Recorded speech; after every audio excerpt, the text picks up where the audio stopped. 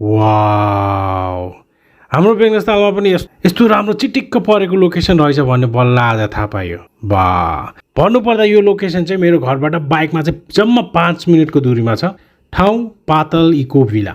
हुन त फेरि यो डाँडाको कुनामा लुकेर बसेको लोकेसन छ है, तर साह्रै सुन्दर ठाउँ। यहाँ छिर्न साथ म चाहिँ एकचोटि टक्क अडेँ, यसो उभिएँ, वरपरको आवाजहरू सुने, मानव प्रकृतिको मधुर धुन सुने जस्तो फिल भइरहेको थियो। हराभरा जङ्गल, त्यही प्रकृतिसित मेल खाने यहाँको कटेजहरू, यो सबै हेरेर आँखालाई मनलाई एउटा शीतल फिल हुने ठाउँ। साह्रै सुन्दर ठाउँ, तर त्यही अनुसारको खानाले चाहिँ अलिकति कम्प्लिमेन्ट नगरे जस्तो मलाई लाग्यो। यो माछा थाली सेट थियो।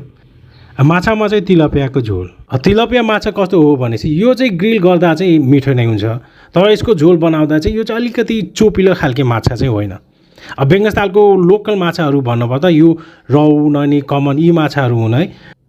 यो माछा फेरि बडो कायदाको मिठो पनि हुन्छ हौ। 700 को माछा थाली सेट छ। 500 रुपियाँ केजीमा त रहु माछा नै पाइहाल्छ। त्यही पनि जताततै होटेलहरूले 2 पिसभन्दा बढी माछा दिए त लौजा।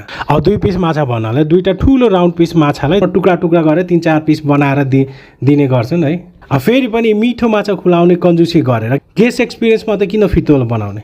आजको मेरो यो माछा थाली सेट या त सेफले खाना बनाउन लटरपटर गरे, या त अब कसैले पहिलोचोटि खाना बनाएर पस्के जस्तो लाग्यो। सबैसम्म हाम्रो बेङ्गस्थलमा घुम्न आउने पाहुनाहरूलाई मिठो माछा खुलाउने कोसिस गरौँ।